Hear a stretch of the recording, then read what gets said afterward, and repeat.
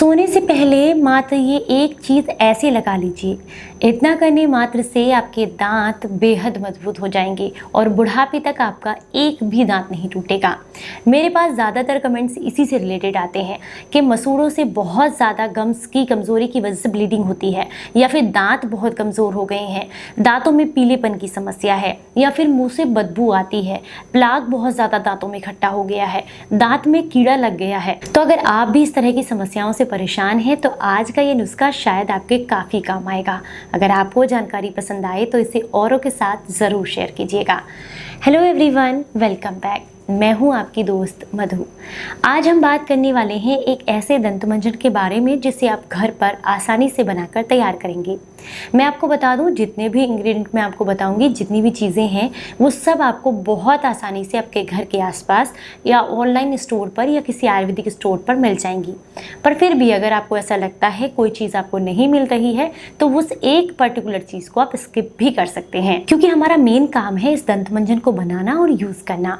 ये सिर्फ आपके दांतों के लिए नहीं, आपकी ओवरऑल हेल्थ के लिए भी बेहद फायदेमंद रहता है।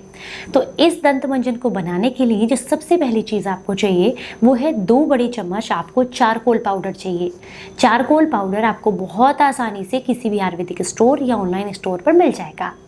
चारकोल आपके दांतों को सफ़ेद बनाने के लिए बेहद फायदेमंद होता है। दांतों की मजबूती तो करता ही है, लेकिन प्लाग हटाने के लिए बहुत अच्छा होता है। दूसरी जो चीज़ आपको इस्तेमाल करनी है वो है 2 बड़े चम्मच मुलैठी पाउडर। मुलैठी जब आपके मुंह में दंतमंजन के रूप में इस्तेमाल की जाती है तो जीभ के संपर्क में आने के बाद ये आपके हार्मोन्स को बैलेंस करने का काम करती है। इसके अलावा ये जो है आपके मसूड़ों को मजबूत बनाती है, एंटीऑक्सीडेंट से भरपूर होती है, लेकिन इसमें एक अच्छा सा स्वाद भी होता है जो आपके दंतमंजन को एक मीठा सा टेस्ट भी देता है और मुंह की बदबू को भी दूर करता है। तीसरी जो चीज़ आपको इस्तेमाल करनी है वो है 8 से 10 लौंग। अगर आप दांत में लगने वाले कीड़े की समस्या से परेशान हैं या फिर आप चाहते हैं कि दांत मजबूत रहें, इन्हें कीड़ा ना लगे, तो ऐसे में लौंग का इस्तेमाल ज़रूर कीजिएगा। ये एंटी इन्फ्लेमेटरी होती है, मसूड़ों की सूजन को कम करती है और दांतों में कीड़ा नहीं लगने देती, और ये जीभ के संपर्क में आने के बाद आपके डाइजेशन को भी इम्प्रूव करती है। अगली जो चीज़ आपने इस्तेमाल करनी है वो है इलायची। जो हरी इलायची होती है, छोटी इलायची, वो आपने लेनी है। ये आपकी ब्रीथिंग को अच्छा करती है, मुंह से स्मेल नहीं आने देती है और आपके दांतों को भी सफ़ेद बनाने में मदद करती है। ये 8 से 10 इलायची आपने यहाँ पर इस्तेमाल करनी है। अगली जो चीज़ आप लेंगे वो है लगभग 3-4 इंच के आपको दालचीनी के टुकड़े लेने हैं। ये जो है आपकी ब्रीथिंग को भी अच्छा रखती है, मसूड़ों को, गम्स को मजबूत बनाती है, एंटी इन्फ्लेमेटरी होती है, इसीलिए गम्स में होने वाली सूजन को भी कम करती है। अगली जो चीज़ है वो है 1 चम्मच रॉक सॉल्ट, जिसे सेंधा नमक भी कहते हैं। ये आपके मुंह की बदबू को भी दूर करेगा और दांतों में कीड़ा भी नहीं लगने देता है। इसके अलावा जो अगली चीज़ आपको इस्तेमाल करनी है वो है यहाँ पर आधा चम्मच हल्दी, जो कि आप सभी जानते हैं कि दांतों के लिए हो या गम्स के लिए, सभी के लिए फायदेमंद होती है। अगली जो चीज़ आप इस्तेमाल करेंगे वो है यहाँ पर नीम के सूखे पत्ते, जो कि आपने 2 कटोरी भरकर लेने हैं। और अगर मैं गीले पत्तों की बात करूँ, लगभग 20 से 25 पत्ते आपको जो है पानी से धुलकर छाया में सुखा लेने हैं। 10 से 15 पत्ते आपको अमरूद के लेने हैं, ये भी आप छाया में सुखा लीजिएगा। 10 से 15 पत्ते आपने आम के लेने हैं, ये भी आप छाया में सुखा लीजिएगा।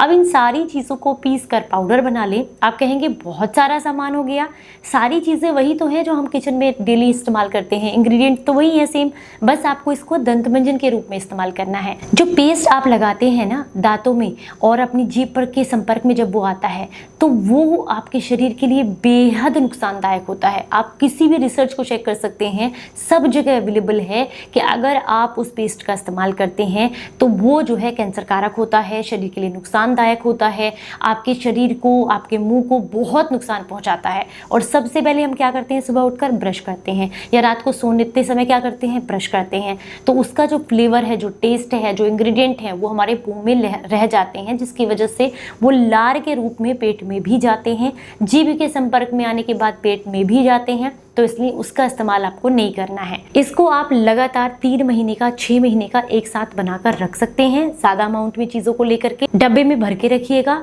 और डब्बे में भर के रखने के बाद जब आप इसका इस्तेमाल कर रहे होंगे तो एक बात का ध्यान रखना है कि जब आप रात को एक चुटकी इसको हाथ पर लेंगे तो थोड़ा सा सरसों का तेल इसमें मिक्स करें।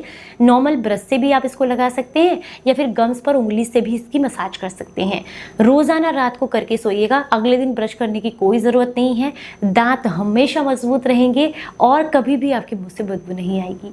जानकारी अच्छी लगी हो तो ज़्यादा से ज़्यादा लोगों तक शेयर कीजिएगा, क्योंकि ये समस्या सभी की है ज़्यादातर। उम्मीद करती हूँ आप सभी को पसंद आई होगी। तो चलिए फिर मिलेंगे किसी नई जानकारी के साथ। तब तक अपना बेहद ख्याल रखिए और हंसते मुस्कुराते रहें। Stay healthy, stay happy. Bye bye.